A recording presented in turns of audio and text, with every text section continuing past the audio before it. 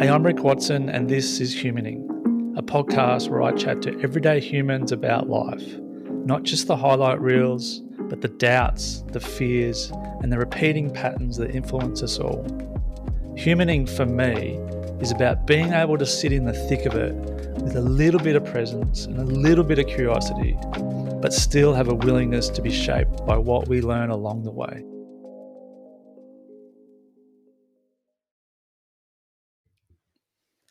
Linzey Beister, welcome to the podcast. So good to be here, man. So pumped. It's been a while in the making, hasn't it? It has, man. Yeah. I remember that. I saw it as soon as you started. I was like, pick me. And then it was like, I missed a message. And it was like, I think a couple of months later, I'm like, what happened with that? And it's just like, dude, you didn't get back to me. I was like, fuck. Sounds like me.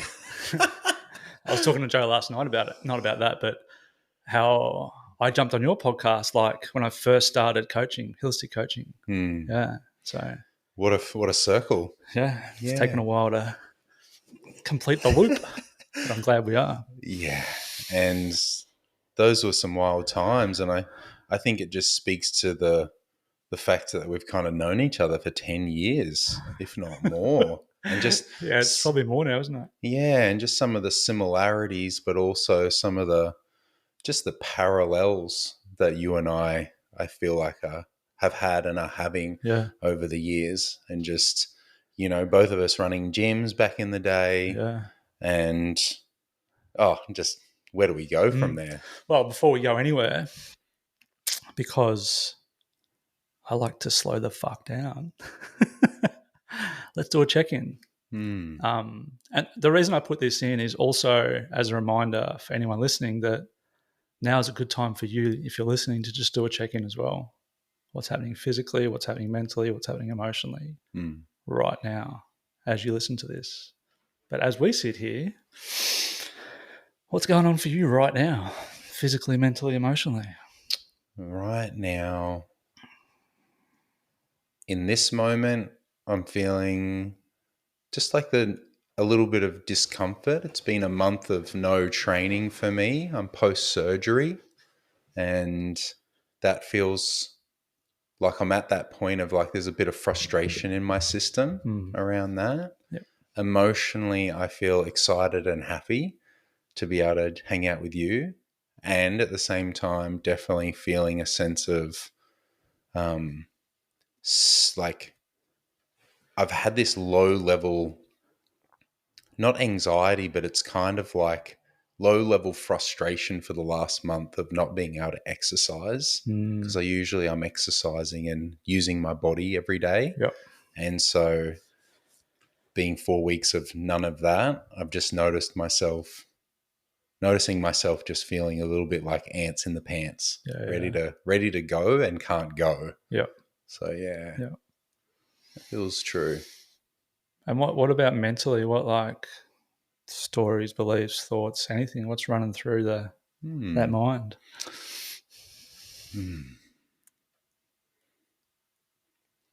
There's a part of me that just really wants to have a great time today. And whenever I'm on a podcast, it's what did I not say that I wish I would have? Yep. So it's just kind of like letting myself not be too guided by expectation of myself. So just letting go of expectation and just hanging out. Yeah. That feels the most true. I invite the fuck out of that. Good. Yeah, you're in the right place in regards to expectation-free scenarios. And I think that's the real beauty of this is like, we don't know. Yeah. And all answers are yes, So, yeah, definitely feel that and definitely invite that openness to be willing to be uncertain, I guess. Yeah. Thanks, man. It's great to be here.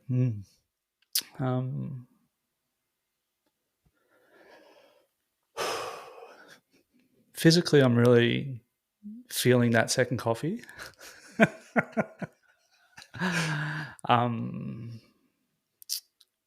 aside from that, so there's like the little bit of increased heart rate. Can feel it. Yeah, I think some of the things that you said are true for me too. Like just that excitement of getting to be here and do this. So there's a little bit of not jitteriness, but a little bit of up and about activation in my body. Like, there's a little bit of movement that I'm noticing. Mentally, I've just come off a 3 days of Gestalt therapy. I call it therapy camp. And there was a whole bunch of pieces of the jigsaw that popped into place over the weekend for me cognitively, and then how that dripped down to what that meant emotionally. So I'm kind of basking in the afterglow of that, and you've had your experience of that with your study as well, so you get it. Mm. And it's often like in these post weekends that I'll like try and don't leave me, stay with me, afterglow. So I'm just I'm conscious of just letting it be with me and not trying to grab onto it too tight. Yeah. But I really, some weekends I come back and I'm a hot mess because it's like stirred up some stuff but this week, last 2 weekends have been really, feels like the jigsaw puzzle is slowly being put together. And as a chronic dot joiner, I appreciate that. But yeah, I think overall, like, just glad that we got to do this, that we get to do this, I think one of the things, and this is a little bit edgy to talk about off the bat, but one of the things that I'm working on in myself is like not writing people off, and when you didn't get back to me, that was a simple mistake because you didn't see the message. There's a part of me that want to just write it off and be like, oh, fuck it, that's done then, because I've had that trait in my past of like one thing will trigger, I'm ghosting that person. Yeah. And it's an edge for me to bring it up, but work in a different way with that. It's like, oh no, it's just a message. There's nothing in that. And being proactive enough to reach out. And we were talking about some client stuff over text, and you're like, can I jump on the podcast? And I'm like, hell yes, let's do it. They're literally a spot. So it's really, it feels good to have you here, because like you said, like our parallels are fucking strong. Like strangely strong. Yeah. And it's a bit of a growing edge for me to not be ghosting, if I put it really bluntly. So both of those things feel good. Thank you. Thank you for not giving up on me. No. And I think it probably says more about me than you. You're the example today, but that pattern's been there. Yeah. And what do I get from ghosting people and being righteous and all of that? So it's a really interesting one, and that I've picked up about myself. So I think there's a part of me that resonates with that, because it's the way that it shows up for me is how I reject before I get rejected. Mm-hmm. So knowing myself enough to know that at times I feel like, how I see myself in that situation of that person is like they're not feeling considered. I don't feel considered. And I try to, a learned behavior of mine growing up is to make sure that I really consider everyone around me, because I kind of had to. And in doing so, if people don't give me the same back, there's like a fairness around it. Yep. And so just noticing that even in myself, in any given situation, of just feeling the consideration, even if it's the same amount of support I give to others or whatever it might be, and feeling that. And if in certain situations not feeling the reciprocity, then it feels like I can withdraw or reject or shut down and pull away. So just, feel the humanness in that, Yeah. you know? Yeah. Yeah. It's really interesting to hear both sides of that, And I just, when you were talking, I'm just thinking about like that old phrase we used to use with like "No more Mr. Nice Guy," that like covert contract sort of stuff around the covert assumptions we make based on I'm giving this to you and I covertly expect it back. Yeah. Yeah. And there's no agreement. Yeah, It's yeah. just all expectation. If you could just mind read me on that one, that would be sweet. Oh, please just do it so I don't have to be good at communication. Just, nail that for me. Do it for me, please. Yeah, and it just makes me wonder about like how many other behaviors are there that we're doing under the assumption that if we do it, we'll get it back. Most of them. Oh, dude. I just like think about like love and, honor, respect, all those things. It's like, I think it's everywhere. I think there's this unspoken expectation for us all in life to have some expectation, some feedback, because whether it's verbal or non-verbal, it's all communication. We're all communicating something. Yeah. But then where does it get tricky? Like, where do you get tripped up with it? For me personally, it's all around realizing that I need to make agreements in my life. And I'm someone that talks a lot about that because for me, and in this kind of personal development therapy space, it's all around like creating strong sense of boundaries and sense of self. But a boundary is reactive. A boundary is after the fact. If we don't have an agreement first, then a boundary ends up, of course I'm going to cross your boundaries if I don't know where they are. So like an agreement is more like a proactive boundary. Correct. Yeah, it's preemptive. It's collaborative. Yeah. So when we make an agreement together, then we don't have to cross each other's boundaries because we know. And the boundary is more than the consequence rather than... Yeah. It's the enforcement. That's right. Yeah. So coming back to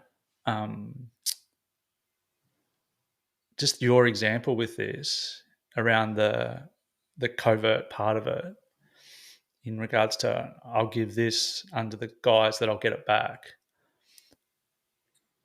What happens when you don't get it back for you?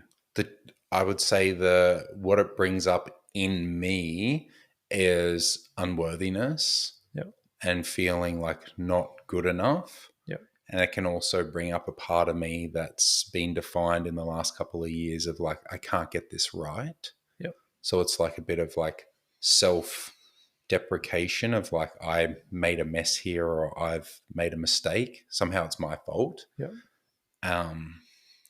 And if I'm angry enough, I'll blame the other person.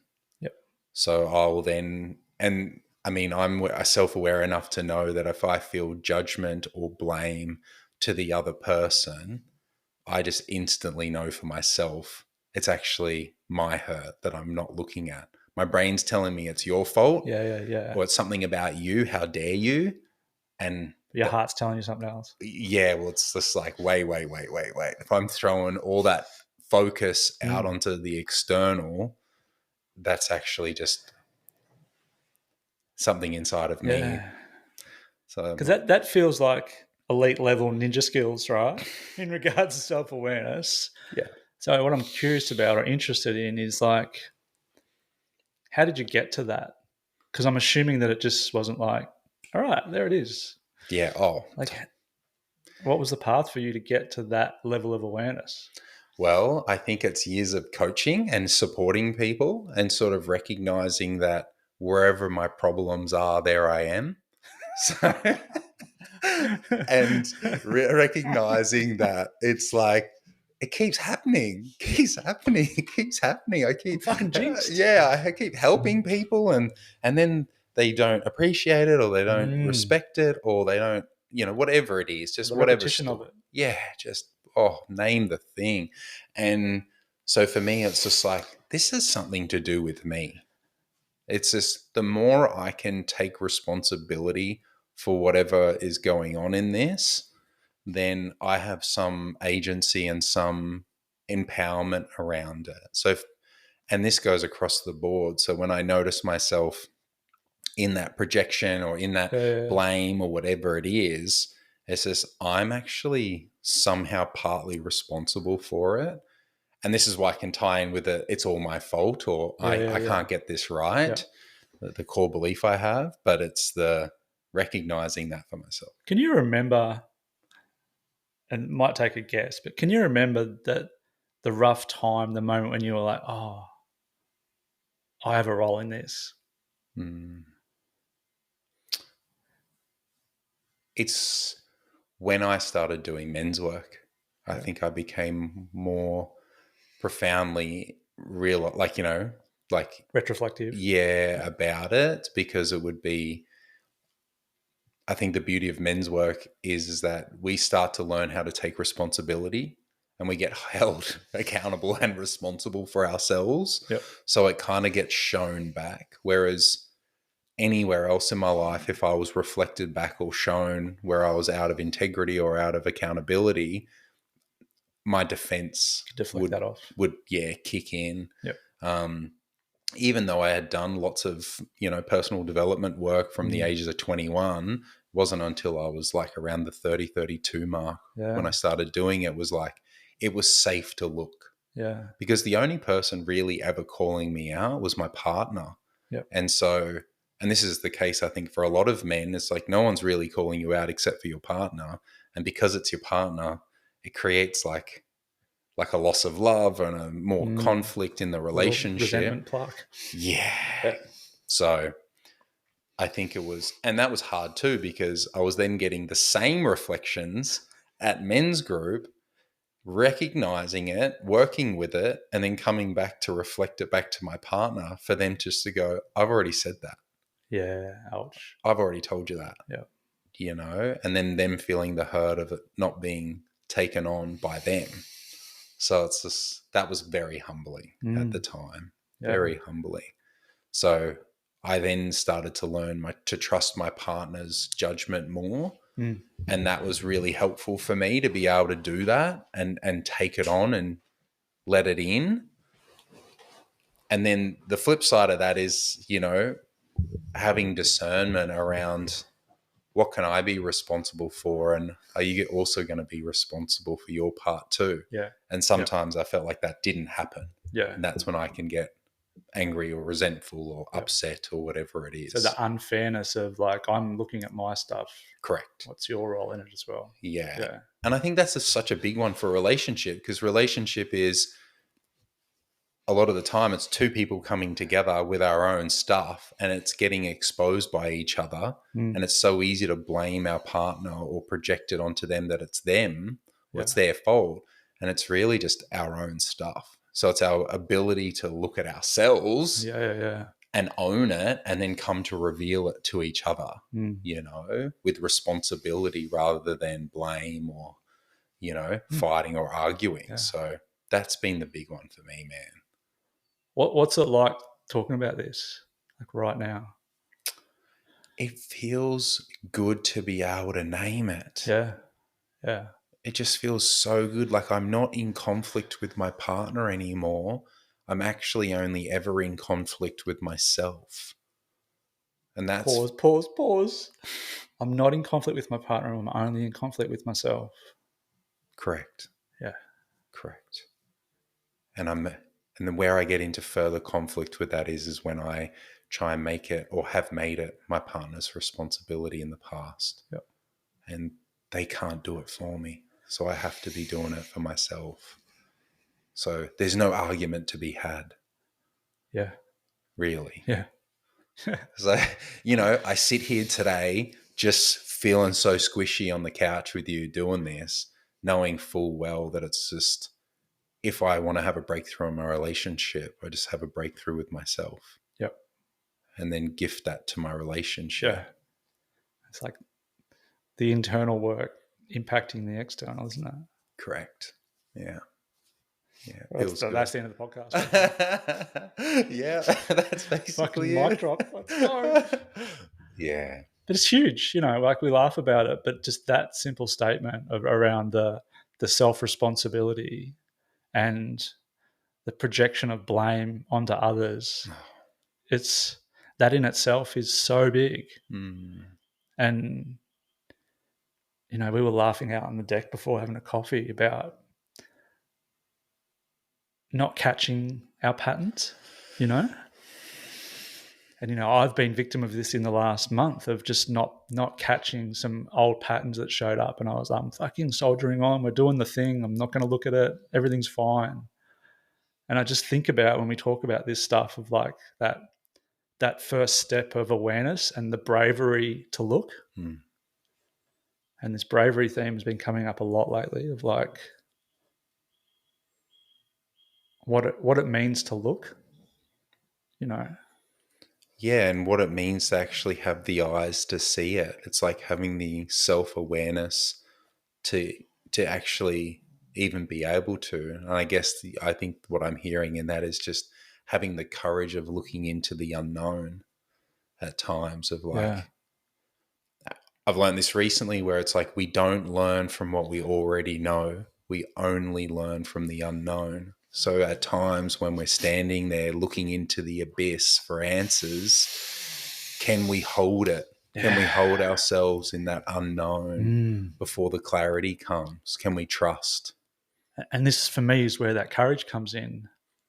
It's like the courage to be uncertain, the courage to be in that without having something to grab onto, And this was even mentioned in Circle last night. It was some of the men were talking about not wanting to look at that out of fear of bottoming out of fear of breaking down. Yeah. And the image that I have is just them like white knuckling the bottom rung of the ladder, going, I'm hanging on and I'm not letting go because I'm worried about what letting go represents. Like, I'm worried about actually looking at it. And I'm like, this whole concept of hanging on for dear life, of like, I'll hang on to the unfamiliar, the uncomfortable, but what happens if I let go and actually face what's really there? I feel like there's so many people in my world, I'll just preface that I hang on to that fucking bottom rung for dear life, Yeah. Just enough to get through, but not enough to change, not enough to look at the thing. And out of that fear of the uncertain, the fear of what if, the fear of what happens if I crack, And I think too with that, it's because I resonate deeply with that, is the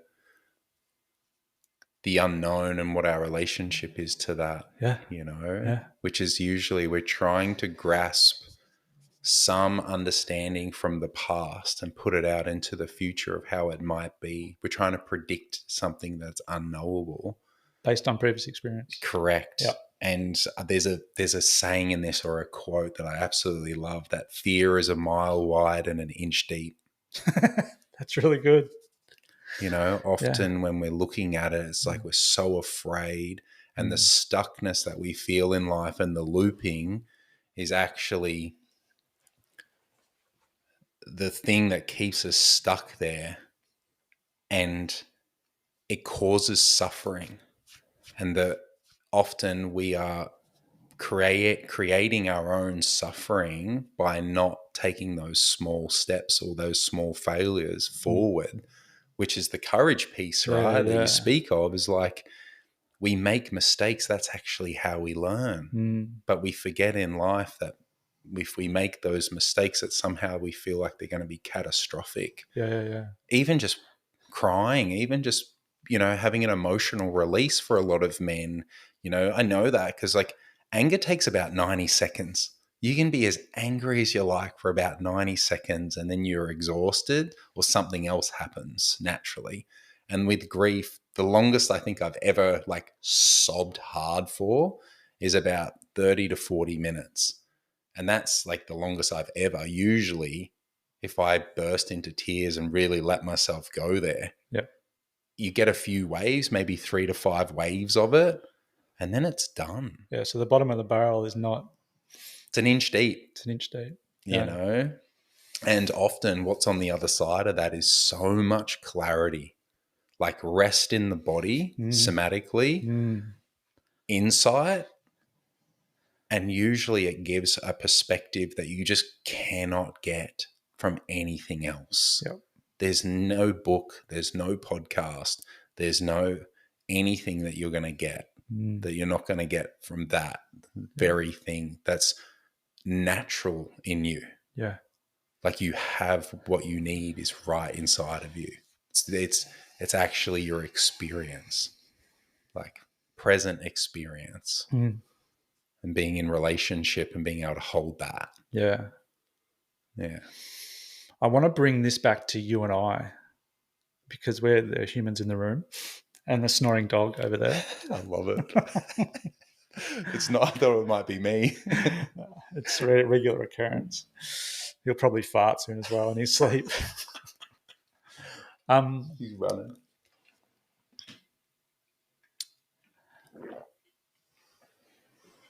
I'm just thinking about like the courage to feel, and like I'll use myself as an example just to bring it back.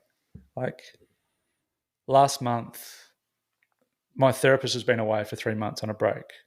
So last month was the kind of getting towards the end of the 3 months. And I had some stuff that I wanted to bring to him, but I just put it in my backpack. I'm like, I'll bring that to him when I see him next, which was going to be next week. And what I didn't notice was how heavy the fucking backpack was getting. And all these little, and then none of them were big, but collectively they had some weight. I'll talk to my therapist about that. And along with that was the outward expression of I'm fine, everything's okay. I didn't want to, because I had these things in my backpack to talk to the therapist about, I didn't want to share my experience with anyone else because I didn't want to admit that I wasn't going great. I didn't have the courage in the moment. So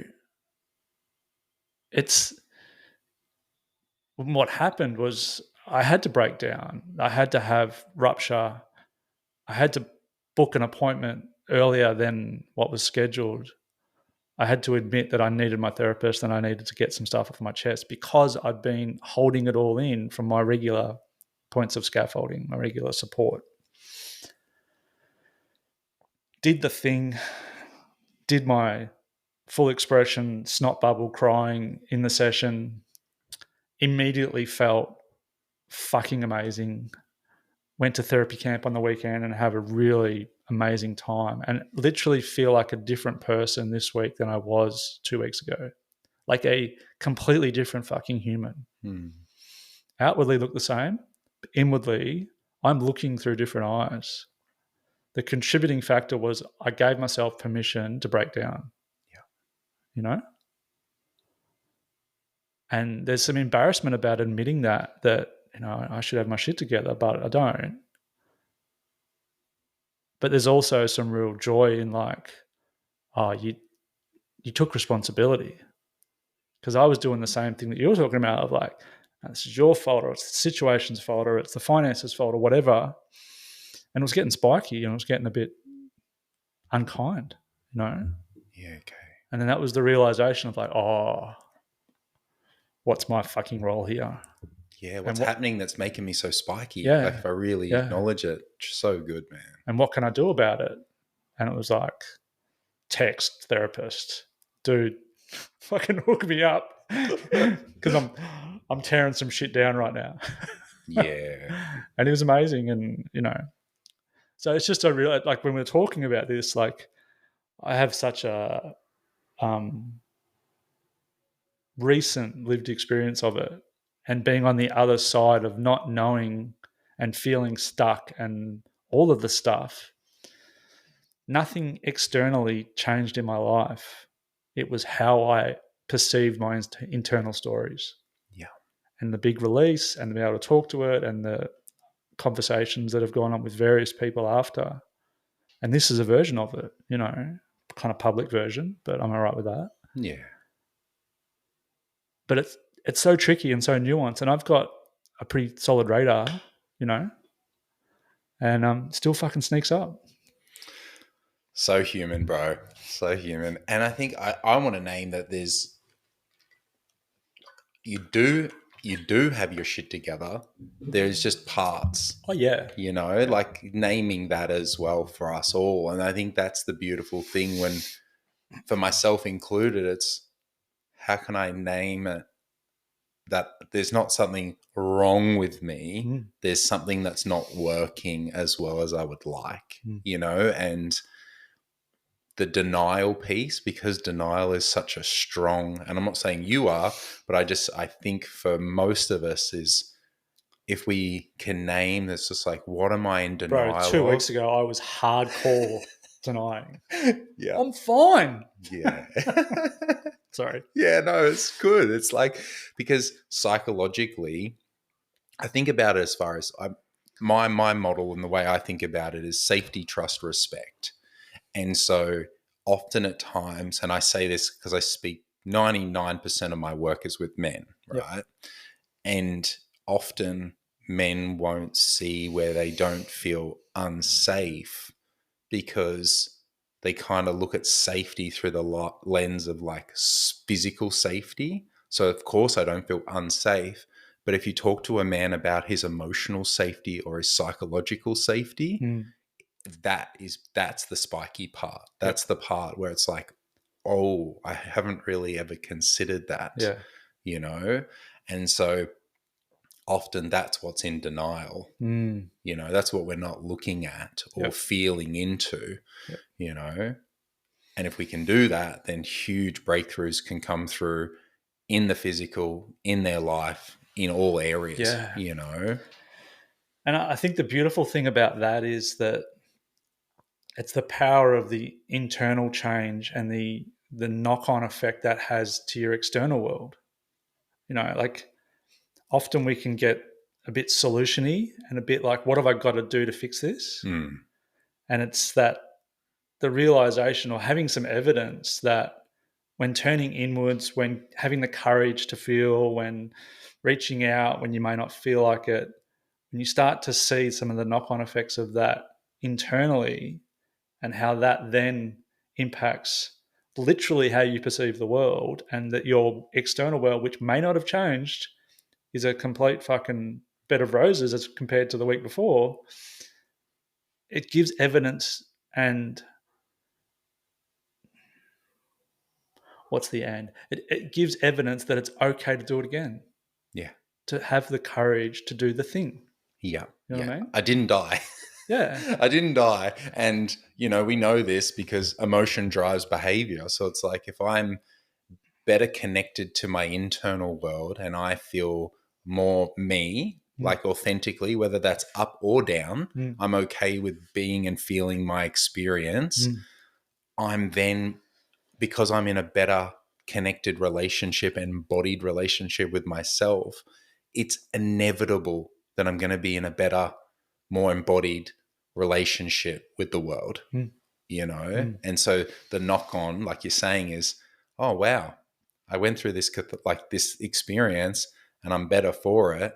So the next time it comes, I'm okay about leaning into it. Yeah. There's a reinforcing pattern here that it's like, it's okay to look inward. It's great to get inside. Yeah. It's how quick can I? It's not that we're never going to have it again. It's not like, oh, now I'm healed, now I'm fixed. It's more like, oh no, I have evidence that if this happens again, I have trust in myself that something great is going to happen. And that's when we start to realize that the inevitable downs that we're avoiding in our life actually create the up. And are we avoiding the down and therefore avoiding the up? I want to talk about this because I find this super interesting. Just from an energetic point of view, like does the depth for you, and because I have a premise that the depth of the down reflects the height of the up. And then if we're lingering in the middle, that whole concept of like hanging on to the bottom rung. Totally. We don't get the up. We don't get the contrasting, emotional side. And it's not saying go and like smash yourself and, jump into your darkness, but it's like, it's the perspective of there's light on the other side, and it can be reflective of the depth that you need to go into to come out the other side. Absolutely, man. Often what I've found for me in particular, and a lot of the men I work with, it's the avoidance of the perceived negative feeling, usually the fear, guilt, shame, means that there's a wall when it comes to feeling good as well. So it actually creates the nourishment barrier as well. So it's yeah, absolutely. I fucking like wholeheartedly feel that for myself and in others. It's where I've been blocked in the past around not going into the depth means that I'm not really able to take in how good life is, Yeah. And it's the same thing with the weather. It's like if it rains for a long time and then you get a sunny day, how clear is it after? It's Yeah. like the blues look a whole lot bluer, the sun looks a whole lot prettier, the ocean looks that much more amazing, and that's life. That's us too. Because we are nature, Yeah. you know. And the universe has an amazing way of like balancing those out, doesn't it? For Love that sure. shit. Well, it's duality, Yeah. right? It's like 100%. we that is the human experience. I think if we're avoiding that, we're actually avoiding our own nature and we're avoiding life itself. So it's just my whole piece around this is just can we come back to being authentic with ourselves? And for myself, it's just like, how authentic can I be in any given situation? Will I give myself the permission to be myself in any given moment such that my experience gets to be the, potential best it can be? Yep. And then people are also getting me as well. Think of it like a radio station. Yeah. It's like I'm clearer and I can be in relationship better because I'm clearer with myself. Yep. It's like I'm a clearer channel for who I am, and that I feel like creates energy around me for having other people be more them. It's like there's an easefulness. Like there's an easefulness between us Yeah. that I Fully. always felt. The depth can be matched when it's Yeah. open. Yeah. Yeah. What I'm curious about is where this trips people up, because my experience is that I like to use a pool analogy where like people don't want to jump in the deep end because they're concerned that what's there. They're concerned about the breakdown or the fear or the judgment or whatever. So I like to use the analogy of like, what if we just started walking in the shallow end and we just put our feet in the pool in regards to like a step in that direction. In your work, how do you walk people into the shallow end of the pool and give them a taste of that without throwing them in the deep end? Yeah. I think, my background's Hakomi, like somatic psychotherapy, and I think you're studying Gestalt. And one of the core principles of Hakomi is nonviolence. And one of the other ones, which I absolutely adore the most, is organicity. Yeah. And so for me, with the organicity piece, it's around knowing that given putting ourselves in the right environment will actually have us naturally come back to fullness and wholeness. So if we're a human and we cut ourselves, we can't fix it. It naturally heals. Yep. But if we put a fridge that doesn't work outside in the sun, that doesn't heal it, right? Because it's not a natural thing. It's a machine. Yeah. And so what I always try and explain to my clients is that if we give loving presence to parts of ourselves and create enough safety around it, and we go at the pace where we feel safe to explore it. That bit. Yes. Yeah. That is the thing. So what I typically do, and what was really helpful for me, is when we're looking at something that potentially is painful, like any emotional pain or psychological pain that we have fear about moving towards because it might give us an experience, we actually work with how do we pump the brakes? Yeah. So I always work with that part first with a client. For me, it's how do we create that the client knows we can stop whenever Yeah. we need to or slow down when it's needed. Yeah. And I actually always check in with that part first to have them test it first. Yep. And as soon as there's safety around that, there's Yep. a willingness to know. So it's like surfing with a leg rope on, No, sort of thing. this is Yeah. really speaking to me because We go in, we take a step into the pool and we get out. Yep. And then they know they can get out. Yeah. Rather Teaching than them how to get out. first. Yeah. So part of what we explicitly have to do is when we work with someone in Gestalt is like speak about confidentiality, obviously, and then I also like to add a little bit about consent. Mm-hmm. And to me, this is what we're talking about: is you have the consent to pump the brakes and back the fucking truck up and go a different direction. And I hear how relieving that is for people. I see how relieving that is for people, that they have agency and that agency supports whatever their level of fear is as they're in that bottom section of the pool. Yeah. You know? Yeah. Because often we're working alongside them. Like I know for Hakomi, it's definitely it's also known as assisted self-study, right? So it's like we're going with them over to the edge of that abyss and they know that they've got someone with them and that they can always take a step back whenever they need to. Yeah. So they are able to then become actually way more curious around what's going on for themselves is because they know they've got a guide and there's no pressure. Yep.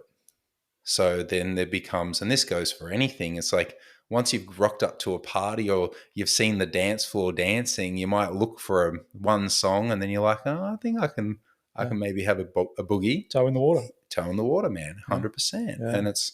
And it is just that. And I think for me, why this has been so powerful coming from a coaching space, which is these are the steps, this is how you're going to follow my system. Isn't it?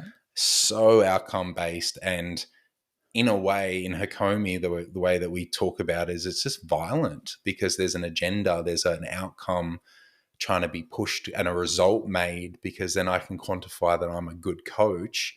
Whereas therapy is just so different to that. Yep. So different to that. Yeah. Yeah, and I think what you're speaking to is the actual premise of this podcast, because in Gestalt it's called I, thou relating, and it's relating without an agenda. Yeah. And that's the structure for what we're doing right now. You know, it's like we got no show notes. No, ain't no show notes. Yeah, we don't know what's coming next. I didn't send you the questions before you got here. Yeah, and I love that. Do you know what I mean? But it's the same thing. It's the willingness to be uncertain, right? Coming back to that, but also not taking someone through a fucking blueprint. You know, these are the steps you have to take in order to get to my outcome. You know, you're taking someone's power away.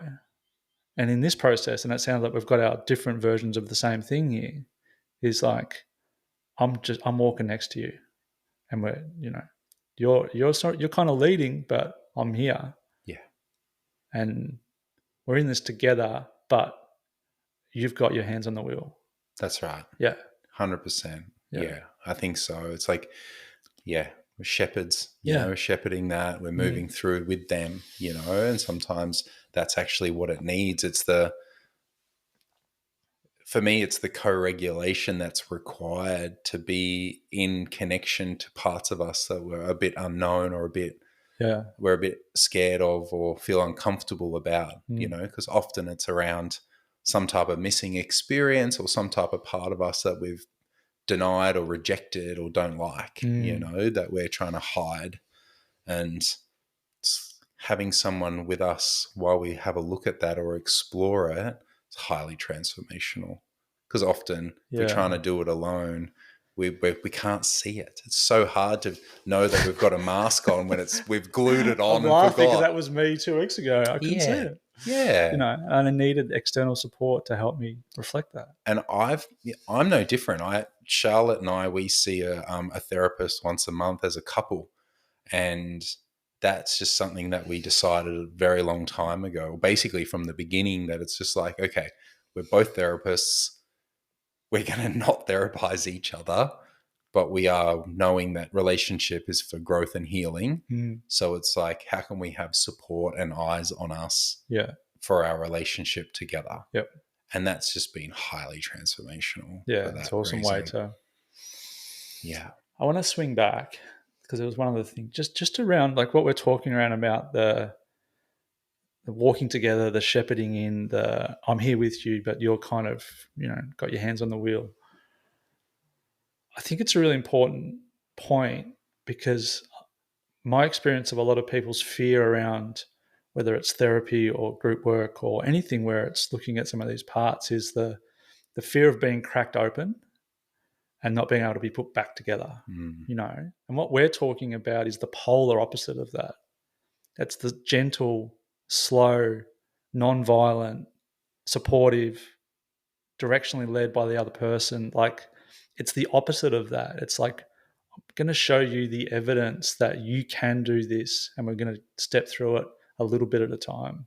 I think it's a really important point to bring up that not all practices are let's get the fucking crowbar out and crack you open.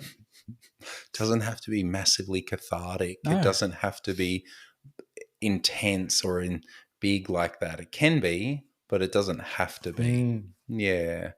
And I think often, what you're speaking to there is people have a perceived thought about how it's going to be. And again, mile wide and an inch deep. It's like a lot of the time it's like, I'm stealing that shit. It's so scarily deep that I just, and this is the unknown part. It's like, because I haven't done it before, I don't have any evidence for it. Or the evidence that I did have is if I have a breakdown or if I break open, I call it like the Humpty Dumpty effect of just, gotcha. I'm going to fall apart and I can't put myself back together.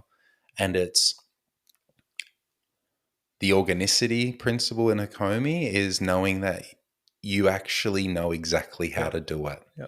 It's not something that is conscious, because really all we're doing is when we fall apart, it's just showing us how our core beliefs have been organized.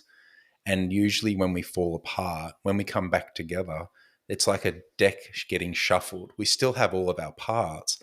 We're just putting them in a better order. Yeah. We're making it more functional, because often the reason why we have this dysfunctional parts of us that we don't love or aren't working in our life currently is that at some point in our life, we've created ways of being that worked at the time and worked in our immature state, say child parts or whatever, and they're just not actually functional anymore. It's not like your car is broken. Your car just needs maintenance. And it's the same with us. It's like, I've got these ways of being that I've been since I was 10 or 12 or 20, and they worked at the time, but they're just not needed anymore. Yeah, and I think in that, I'm really glad you brought that up, because I think it's super important. And there's a couple of ways that I like to look at this. And I think often people have an aversion to look at those parts because there's some shame, guilt, whatever around, some of the behaviors, some of the things, some of the impacts, like that sort of stuff. Yeah. But I think what I've learnt and what I love doing with people is shining the light on how those patterns have helped develop your fucking superpower. You are rad in this bit because of this. Hell yes. Absolutely. It's created who you are. Yeah. Yeah. And like, you're awesome. Everyone here is like, I love getting to know people because I just find people so interesting. Yeah. And it's nearly shining the light on both the light and the shadow of the pattern in order for them to potentially develop some self-forgiveness and to not demonize this part of them, to actually love on it and be like, it's actually pretty fucking cool that my people pleasing has allowed me to do this in the world. Yeah. Cool. Yeah. And that's the thing. Often it works. Like there's a part of us that, It definitely works. our parts work. That's why they're there, Sometimes it's that I can't switch it off. Yeah. And I think that's the thing. Or I'm not doing it consciously. Yeah, I have no full awareness around it. Yeah, that is so true. It's like, my nice guys really opened a lot of doors for me in the past. Yeah. And the charming aspect of me that's charismatic, it's just like, oh yeah, but then I don't have to do it anymore. Whereas I used to feel like I had to charm everyone. And now it's like, oh, I can actually just relax. I don't have to put on a song and a dance every time I go somewhere. Yeah. And this is the interesting part, because in Gestalt, we talk about this choice point of like the default pattern appearing and then you having the awareness, acceptance, support to resource yourself to make a different choice of what you do in that moment. So that when your nice guy shows up, you get to be like, okay, normally I jump into nice guy here. What else can I do? Oh, I can just relax. Let's try that on. And it's interesting because I think part of what we do is supporting people to realize they have choice. In those choice points of like, oh, this is where I used to default. And I don't know what I'm going to do different, but I'm going to try something. Yeah. Let's just try relaxing. Okay, cool. No one died. Cool. Do you know what I mean? But it's like, and then it's that evidence loop again. Yeah. Giving ourselves the opportunity to be different, like you said, the choice point. I think I really like that because a lot of people go, well, how do I actually do this differently? And it's like, well, you've been on autopilot, most of the time, which is most of us, if not all of us, most of the time. It's like unconscious doings and dealings. So it's having enough presence in those moments to go, oh, here I am. Like this is the well-worn path that I'm in. And it takes a little bit of like conscious effort to sort of step left when we usually step right. Yeah. And it's just like, how good does life get to be when you start doing that? You start mixing it up for yourself. It's like, oh, I'm actually enjoying getting to know these choice points. These new parts of me. And it gets to be different. Because I love a map. Yeah. We both do. Yeah, I'm a man. I'm visual. We both love a map. Yeah. This is like the core map that I use, essentially. Yeah. And it's, for me, in this, it's a relatively simple but open enough to be flexible map, which I love. So it's not a blueprint, it's just a frame. And in these, the first step for me is what you were talking about there, is like the awareness to actually see it, which wasn't me 2 weeks ago. I was like, nope. Once we're seeing it, is the acceptance to acknowledge that that's a part of you. And part of that in there is that, can you see the light and the shadow of it? Because I think that aids with acceptance, because I don't think acceptance is I'll just click my fingers and accept it. It's not that. Totally. And then the final piece of the resourcing is like the support piece of like, and we were talking about this before, of like, how do I support myself here? What do I need? And how do I reach for external support? And we both know that some people lean too much into one at the cost of the other. So it's interesting to think about, how do I support myself and how do I reach out for support? And with that awareness, acceptance, and support piece as the foundation, most people will be more resourced to make a different choice in some capacity. And I say resource deliberately because it's like, you might just fucking default because that's what you're used to. And that's okay. Let's go again, Yeah. Yeah. You have I think that's, I like that framework, and I like it because it gives people the choice. And again, it can be something that they can easily go back to and be able to become more self-aware around it. And then again, just like every day, just getting to try it again and change the patterns over time. And I think and I guess it's kind of coming back to a previous question around like the subtlety versus the big experiences. It's recognizing that change is little things over time, and it can be big. That's why for me getting into men's work, I found it to be so amazing. But then recognizing pretty quickly for myself is that group stuff in men's work is quite big. It's a bit like a CrossFit workout is the way I like to think about it. The intensity dial is up. Yeah, it's just bigger. It's more intense. There's more people. It's the whole thing. And it can be more like a, like a bazooka, it's like a bomb in your stuff. And I was looking, for me personally, I was looking at like, how can I bring a lot of technique, or how can I bring something that's a bit more feminine to this very masculine, cathartic, Yep. violent kind of way of doing work, internal work, or it can be. And that's how I came to Hakomi, finding something that was very non-violent, very subtle, very feminine, to be honest. And that gave me, I felt like what the range was Good needed. balance. Yeah, because sitting in circle for a long time, it's kind of like, I felt like it got men to a certain point, but I really wanted to be able to take men further. And I guess I learned that with weightlifting and CrossFit. It was like coaching CrossFit was awesome. Then there's these highly technical parts of CrossFit, and I ended up getting into that and then going all the way with that with weightlifting. And I kind of feel like the exact same thing. It's like the gateway for me into psychotherapy was not only coaching people, it's in the detail, but it was coming in from men's work, seeing the highly transformational power that it holds, and then finding parts of it that I really deeply resonated with. Yeah. And like you said, with that map, having that ability to be able to have agency and choice in each moment and making those small changes. Because that to me is like, that's deep change work. Often we're thinking it's got to be cathartic. It's got to be really big. New career.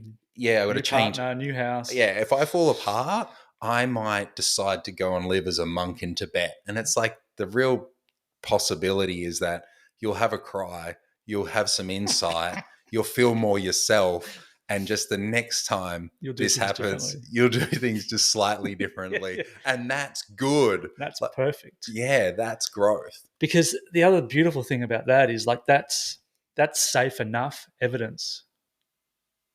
This concept of enough. Yeah. Like it's safe enough to go through that and get some evidence and be like, oh, look at that. Yeah. I did the thing. It had an impact. And this concept of safe enough, like you don't have to be fucking walking on coals to elicit some change. Yeah. And I think it's the same thing with, even because both of us do men's group or men's work, it's knowing that the times that we don't want to go and the times that we kind of sitting there and just listening and we're not actually doing any process work ourselves, we're getting heaps out of it. Yeah. It's like, my thing as always is like change over time. When I'm working with a man or having a guy in group, I've had guys in my group for 4 years and I'm watched them just dramatically change from start to where we are now. But it's that collection of the little things, isn't it? Correct. Yep. It's really what it is.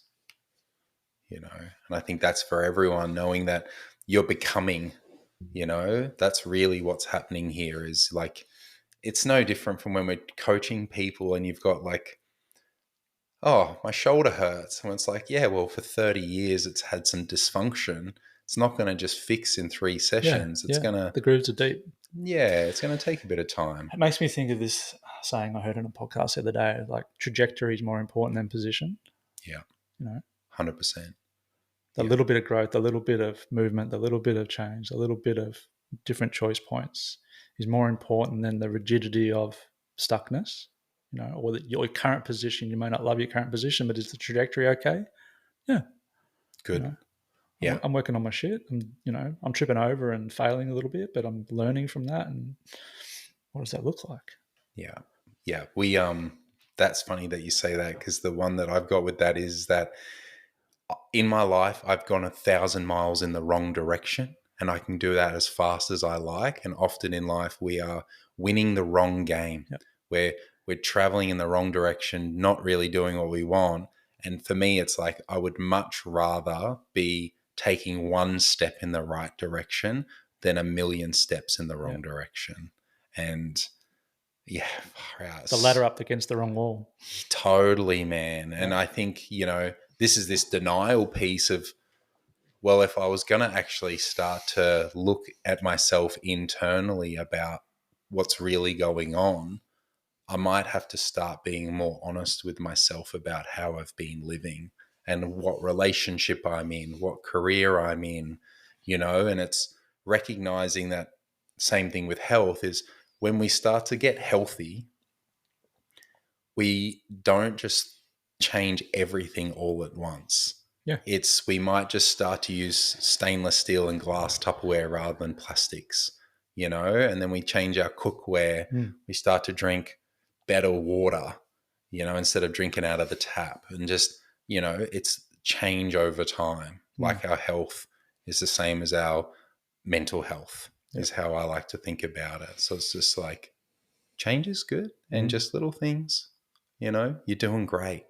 Often that's what's missing too, is just not giving ourselves enough praise and enough like acknowledgement, as well. I think especially for men, it's like, oh, well, I'm kind of pedestaling where I think I should be and I'm nowhere near it. It's just like, make sure you're acknowledging the steps that you're taking as well. Yeah. Yeah. And I think what I'm thinking about as you say that is it's similar but a little bit different around if there's big feelings, often there's a really fucking good reason, 100%. And just be like, dude, that makes fucking sense that you feel that being in that situation right now. I was speaking to someone on the phone on the way back from therapy camp the other day, and she was sharing that she's terrified about her current situation. I'm like, fuck, I would be too. That's not a therapeutic setting. She's a friend. But I was like, yeah, that checks out. Yeah. Those two things line up, and sometimes we forget about the circumstance or the environment and we focus on the negative thing that we're feeling and try and push it away. It makes sense. That's okay. You're human. That feels appropriate to that, Yep. And there's some relieving kind of energy in that. Like, oh, yeah, you're right. I'm not a freak. No, you're having a perfectly acceptable response to your circumstance. And that's often what's happening in our lives is that I think about this because that is so true. Is like so many kids grew up and now they're adults is they didn't have the language for what they were experiencing at the time. And I'll use this as an example is we will look back at our childhood for some of us, including myself, and recognize that it was a very stressful situation. But as a kid, I didn't have the vocabulary of I'm stressed. I just had what I was doing.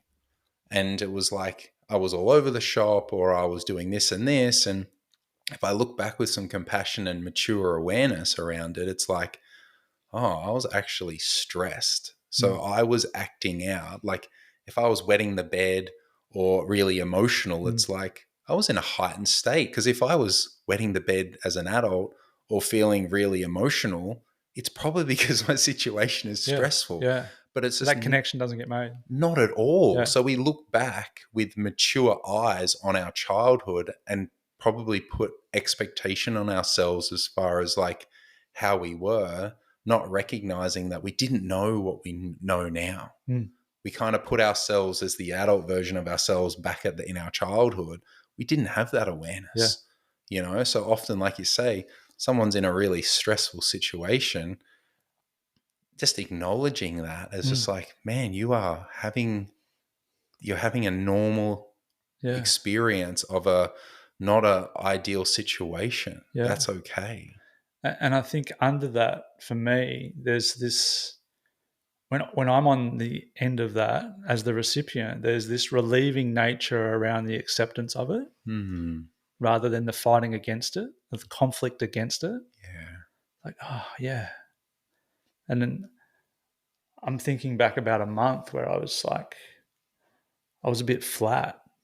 And again, I did my thing of not wanting to acknowledge it, but then eventually went, yeah, I'm actually feeling really flat.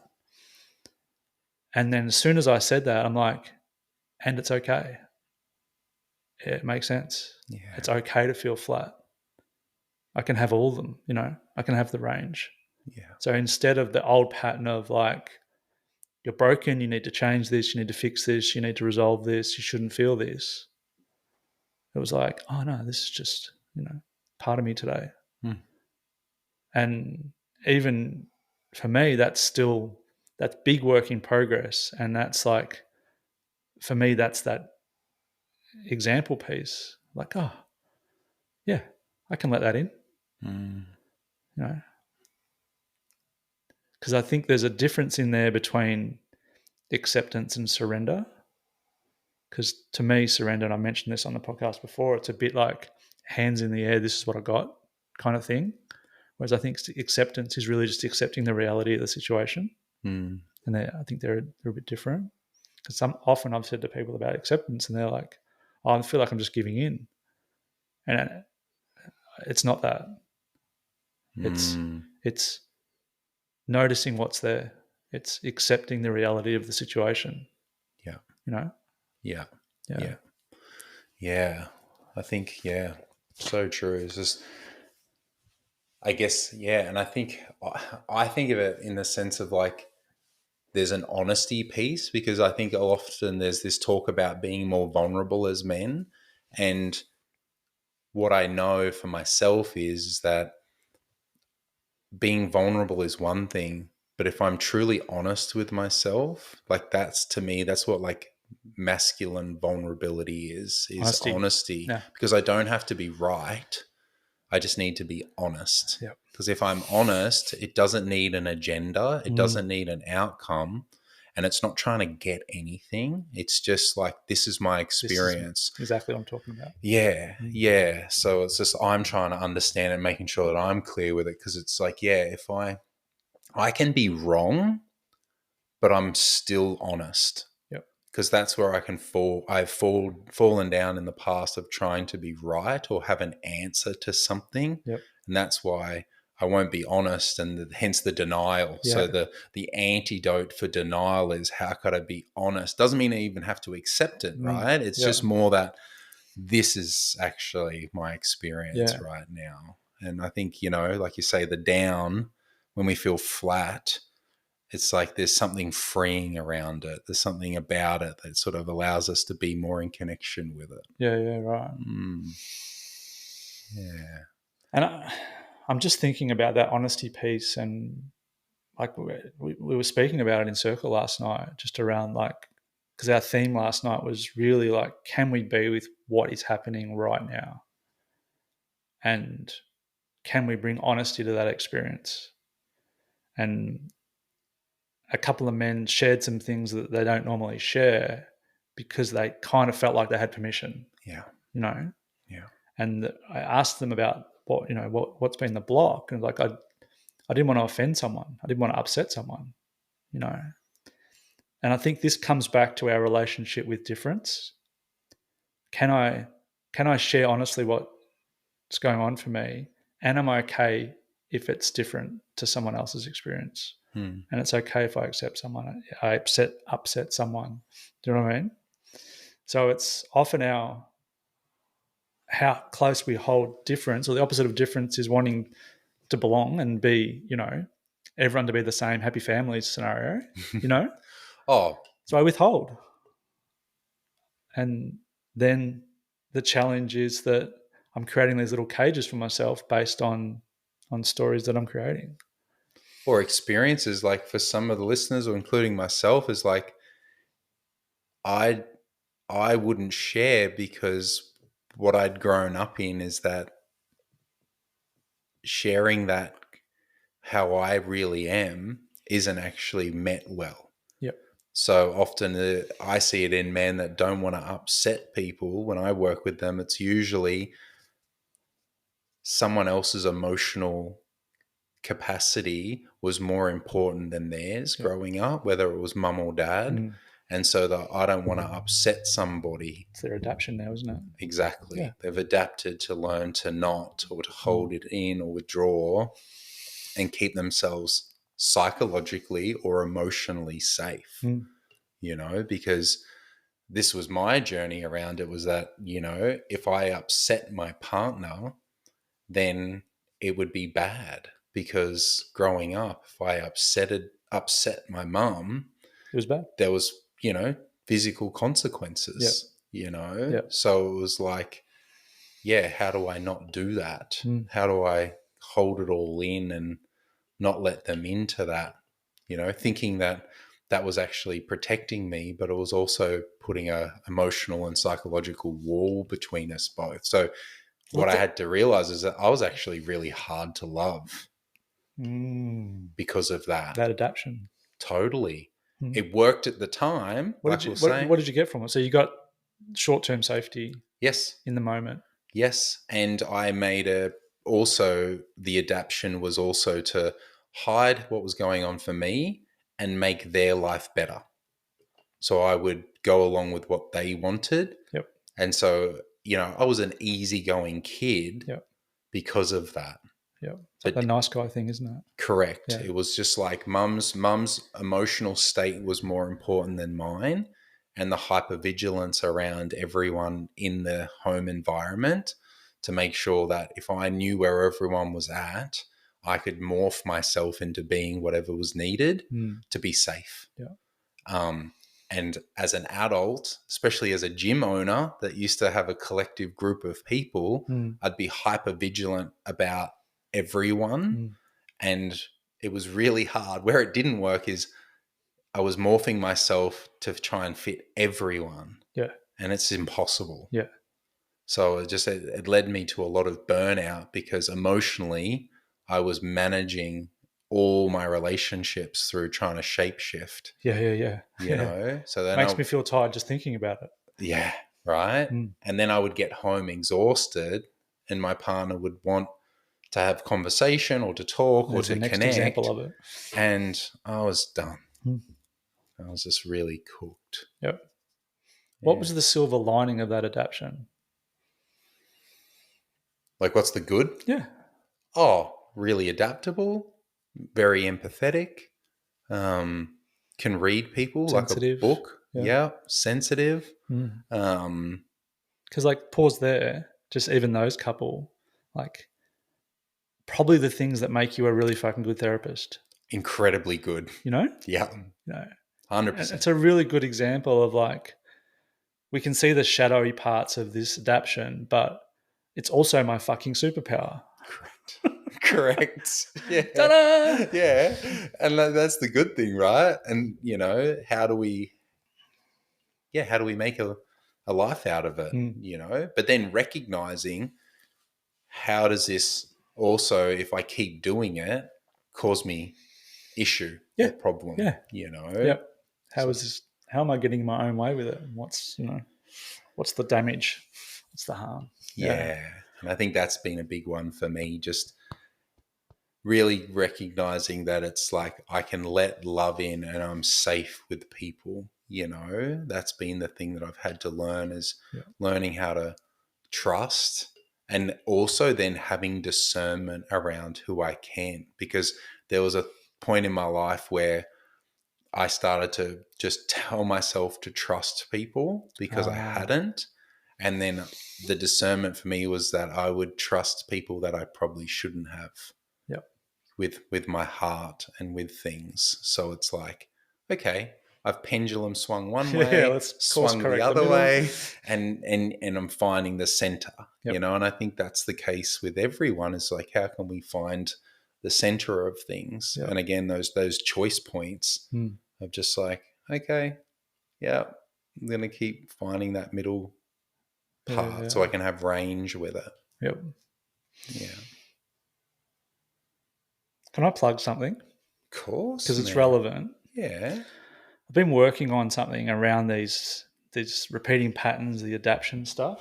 And what I'm pretty close to having up on the website is a quiz that people take. And the premise is how do you get in your own way? And it's a quiz to get to see what adaptations are alive. And I've just created 6 archetypes. And there's the people pleaser, the overthinker, the micromanager, the critic, the quiet one. What else is there? Anyway, there's like these 6 archetypes that are generically fit into, different people's adaptions. And the idea is that they take this quiz and they get their ranking of which one's the strongest, which one's second. Like, it's cool little technology. Awesome. And then the thing that I want to do, which is the bit that actually lights me up, is to be able to send them, how does this show up in your world now? What is it protecting? What's your superpower from it? And then how can you work with it differently? And it's such amazing content. And I'm not just talking myself up, purely from a practical way to do things differently. And in a way that we're talking about here of like I can see the light and the shadow of this part of me, and I can become friends with this part of me, and we can hang out in a new way, So instead of the automatic shame response or the automatic guilt when that part shows up, it's like, okay, how do we work with this differently? And I think it's really fucking useful. I love that things like that, you've created something like that because it's super practical, and it's something that what I find is really powerful for this as well is that most of us humans, we like to know about ourselves, we learn about ourselves. So what also can happen with it is that we actually dive into this kind of work with a bit of framework for ourselves to sort of expose ourselves first to ourselves, and then get to share it with others. It's almost like that was something that I didn't quite recognize in the beginning with men's work, and why I found a lot of men had resistance to coming to group is it was too intimate. In the moment of, It's just rocking. It's like the first time you rock up to a gym. It's like it's very exposing. Yep. And the thought of men's group or therapy even, it's so intimate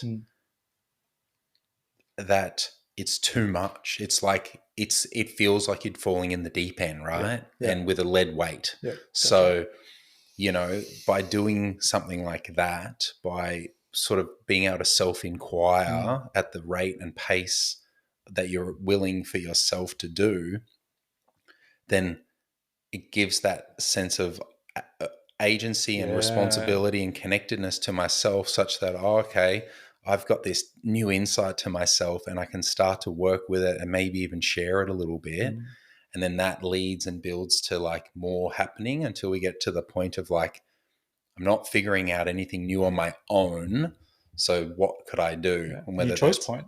Right. And then men's work or going and seeing you one-on-one or whatever it might be can happen. It's like, oh, okay, this is really cool. Because that to me just blew my mind when it came to men's work. It's like, it's too intimate. I'm like, oh my God, of course. That's why it's, a lot of guys in my experience struggle with intimacy. Yep. Especially not only intimacy, just even with their partners, because my age-old quote is you can't fuck your way to connection. Yep. It's like you literally, how are you with your own intimacy? Yep. And in relationship to yourself, and then with women, so usually in heterosexual relationship, and then as a man, how are you with intimacy with other men? Yep. Because that is something that for a lot of us, say if we've had really hard fathers, which a lot of us have, having silent generational boomer parents, it becomes this thing of like, oh, I've never had vulnerable, honest, authentic connection to men. Yep. I've only had the banter, the pub talk, the weather, the footy, the moto rides, the conversations around women that are surface level. Could be a whole nother podcast right there. Yeah. And so that's the part for me that I'm really working with around this for myself as far as maps go as well. Is just around this, like how we get to intimacy with ourselves and others, such that we can truly be in connection and co-regulation with another. Because what I realized was, I'm like, what is the difference between an acquaintance and a friend?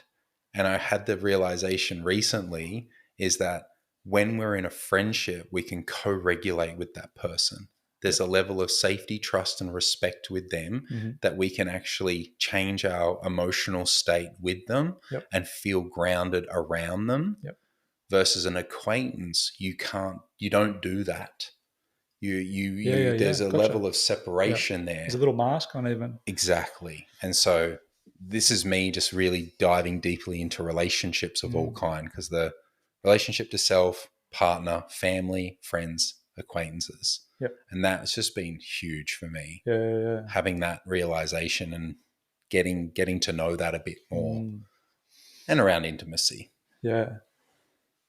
I feel like we could easily do a 3-hour podcast, but we won't. The question I normally ask to wrap things, and it's funny because I never got to ask the question that I normally ask at the start because we just were straight into it. So I think that just speaks to the level of our connection and the depth of what we've been through together. So I really appreciate this feeling of being able to just drop in with that. So thank you. Yeah. The question is what excites you right now, and whether that's right now in the moment or looking forward with what you're doing. What excites Linzey Biester right now? Personally, right now, what's really exciting me is hiking, multi-day hike. So I recently did the Gidgeum Gilgani walk with Charlotte, which is a 4-day hike here in the back of Byron. What's really exciting me around hiking is just like outdoor adventure at the moment. So going and doing lots of that. And I haven't been able to do because of my surgery recently, but the my photography, and it's whale season again. So I'm really enjoying being able to do some drone footage of whales in the last couple of weeks. And professionally, I'm really enjoying just coming back into more physical presence around men's work. So just starting my own group again in Mullum and start kicking that off soon. What night's that going to be on? Wednesday nights, weekly in Mullum. And my jiu-jitsu is really fun at the moment. Recently got my brown belt and just really enjoying jiu-jitsu training. And Charlotte and I are just continuing to deepen our work together for couples. And I just really enjoy the transformation that can happen there, because she's a therapist and so am I. So we get to work with couples and be a male and a female influence for a couple to work with. And I feel like that's just really uniquely interesting for couples to work with, to get the perspective, and also for us to just, get to really support people have thriving relationships. And to me, what I know to be true is when your relationship is thriving and feels really good and juicy, it's like, personally for me, I feel like I can take the world on. Yeah. It just feels... What am I capable of then? it's just so great, So just really want that for the men in the world.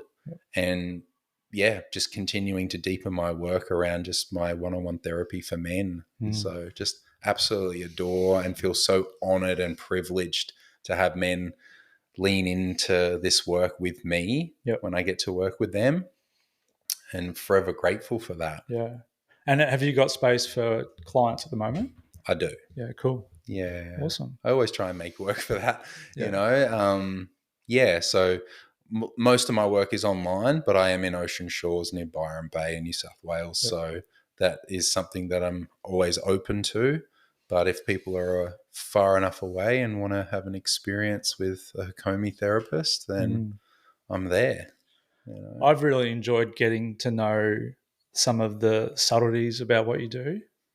And it's really, I've really enjoyed that part of it, to really hear that, how nuanced it is and how much care goes into what you do. It's really cool because we haven't really had too many conversations about it since you've gone on your psychotherapy path. So it's just nice to drop back in and be like, I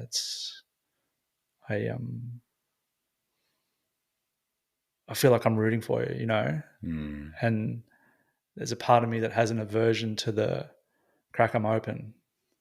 And I feel like you're not on that team. No, I think we're pretty kindred spirits here, man, to be honest. I think there's that level of, just safety, trust, and respect that I think we both share with each other. Just really honoring you, and I really appreciate being able to be here today. Yeah. Just cool. Hanging out. Well, we're not done yet because I want to talk about what I'm excited about. Fucking about me. Let's go. More of that. I haven't even thought about it yet. I'm really activated in my work at the moment, and just came back from a weekend and learning the art of being a therapist in a non-violent way, in a way that's really supportive, and is proving to be, it's just lighting me up. And like I said, I'm a bit of a dot joiner. I appreciate it, and we're both kind of, our strengths are learners. So I'm really noticing the physical response of the lived experience of joining dots and then using it in a practical setting in therapy. And that's probably at the top of the list of like what's really activating me right now. And I think just under that is the just this week feeling the lack of urgency for things to be different, and I often can get caught in this fake scarcity or fake urgency from an old story of, do, achieve, be worthy, that stuff. So it's really not, I'm excited about the lack of that. And sometimes that's it. It's like, it's not what's there, it's what's not there, because I can notice what's not there. And more being, less doing. Yeah. And in that, still being really fucking driven, like this, I'm revamping the website and getting this quiz out and putting podcasts out and writing articles, and all of that stuff doesn't feel like it's scarcity-based fear action. It just feels like fun and exciting, and I feel like I'm learning, and every little part where I get to put my voice out into the world is another rep for that muscle for me, because it hasn't always felt that way. So it feels good to be doing the reps, and the actual quality of the rep I'm not too worried about the quality of the rep. It's about just doing the reps. What I really see for you in that too is, it's like, let's say for face to camera on social media isn't necessarily, I believe, like for you, is exactly it. Whereas I love the way that you write and the way that you put work out there, and finding the way that fits best for you. I think that's like the big thing. And I think that's what I love to see in your progression, is you finding the way that works for you. And like we were saying before, it's like we can spend 1,000 steps in the wrong direction, but what I'm watching you do is just really find your direction with it, and really feeling like you're saying, is like, these steps, they're the good ones. They're in the right direction. Feels right. There's a lot of alignment there. Yeah. And then I think it's similar to like that thing we were talking about when relationship is in a good place, what's possible. It's a similar sort of energy for me. Is like when I'm aligned with myself and not fighting against my alignment, I feel like there's, what's possible, anything. And I'm not outcome focused, but I'm open to being fucking surprised by the universe. Totally. That's the what I call congruency. My thoughts, my words, and my actions are in alignment. Yeah, congruency is such an epic piece. Feels amazing. Feels so bloody good. More of that. Yeah, definitely. Yeah. All right, man. Well, thank you so much for sharing some time. Really appreciate and value you. And I'll stick your Insta link. Is that the best one? Yeah. In the show notes. So if you want to get in Linzey's vortex, he writes some amazing content on Instagram and spoken word to video. So get on that, people. And bro, just thanks for coming in. Appreciate you so much, man. Thank you. Now, before you head off, if you're tired of falling into the same old traps, maybe take the repeated pattern quiz. You'll uncover the pattern that you lean on when things get a bit bumpy, and better yet, find some new ways to work with it. It's quick, surprisingly accurate, mildly confronting, and kind of fun. So just head over to rickwatson.com.au/quiz or click the link in the show notes.